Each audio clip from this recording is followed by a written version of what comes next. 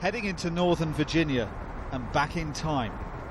It may not look much, but this was the CIA's first Cold War listening station.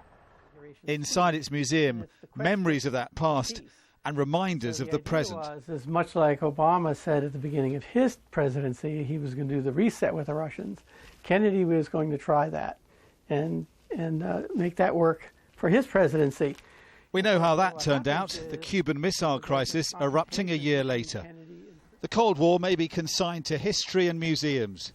First, you'll have to know what happens when an atomic bomb explodes. We must get ready. Artifacts and symbols remind us of a bygone era of paranoia and fear.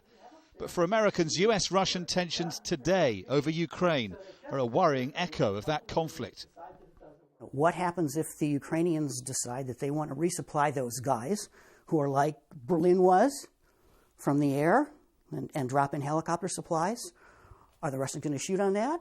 I mean, this is an extremely dangerous situation. Yeah, we should be all worried. America's villain of the moment has everyone guessing.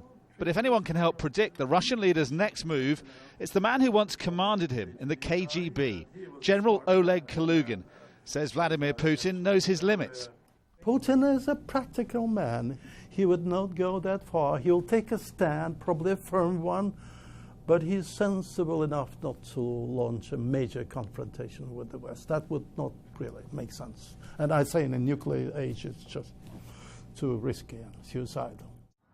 This crisis blew up like a winter storm. The weather's thawing in Washington.